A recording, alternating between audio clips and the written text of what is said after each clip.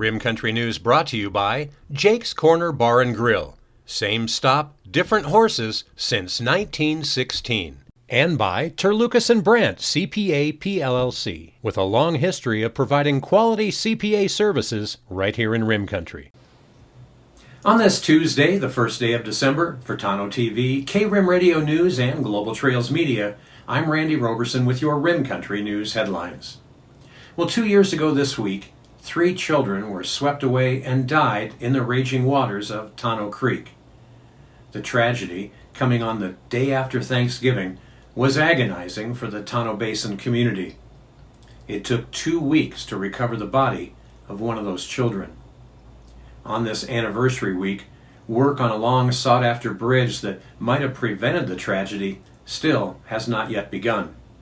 Now, the bridge project's scheduled start is March of 2022, which will coincide with the planned trial date for the father and mother who've been charged in the 3 children's deaths. On November 29, 2019, Daniel Rawlings' military-style flatbed truck tried to cross a usually shallow Tonto Creek, but the raging storm waters wouldn't allow it. What is known as the Bar X crossing on the Tonto there is notorious for washing out deep channels when the creek floods.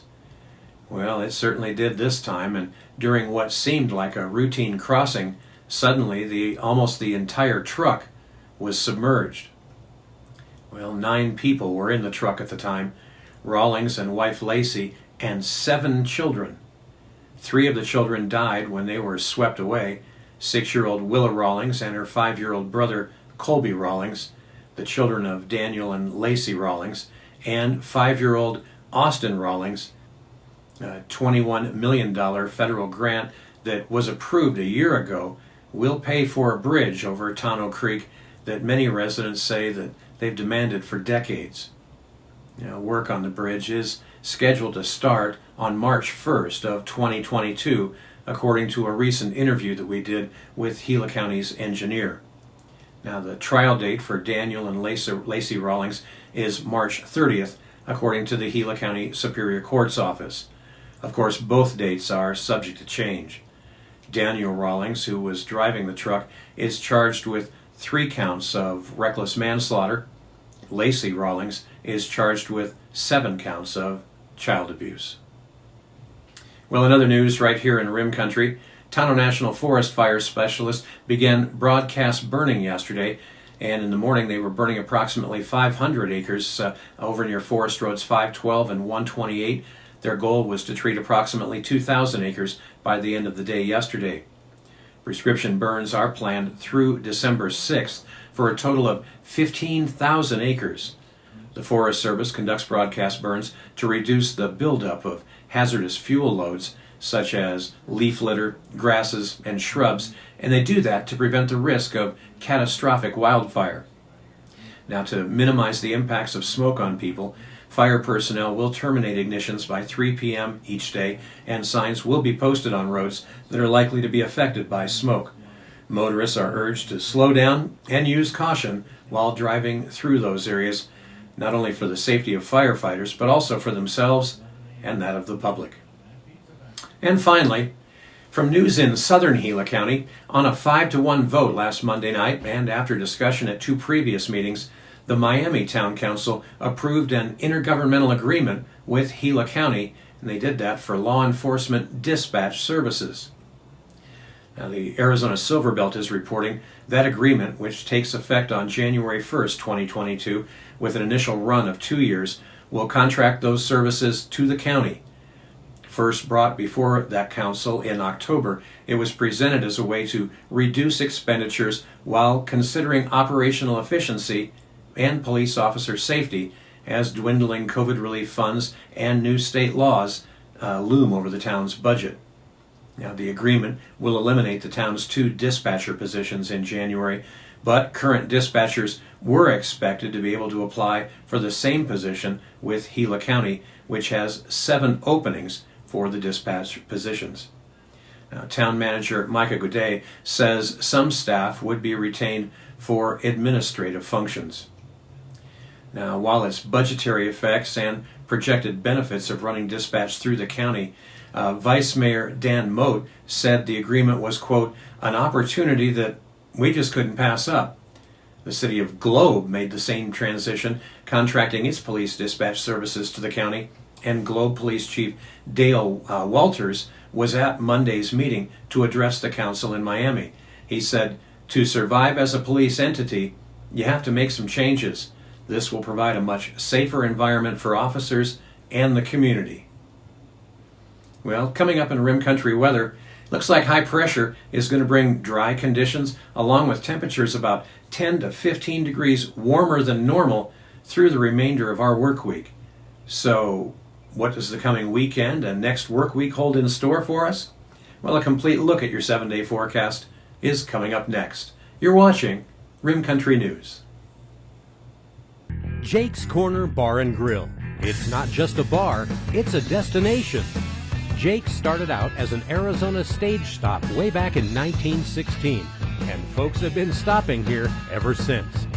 Jake's also has been famous as a popular stopping spot for travelers headed to Rim Country or Roosevelt Lake.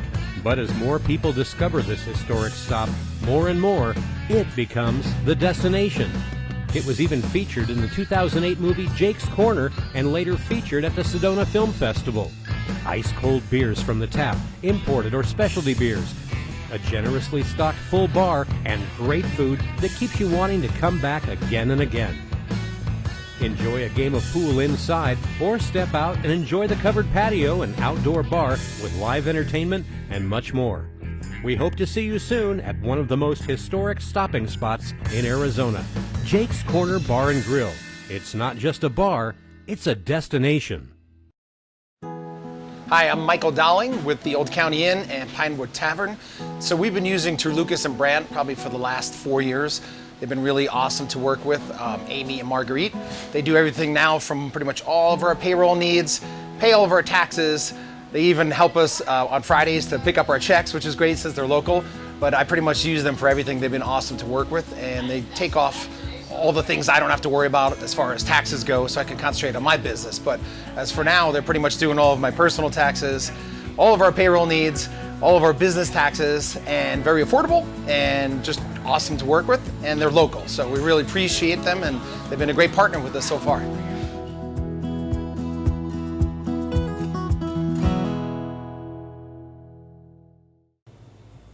Well, taking a look now at your Rim Country 7-day weather forecast, high pressure over the Great Basin and northern Arizona, along with a cutoff low over central Baja, continues the trend of easterly winds over the southwest.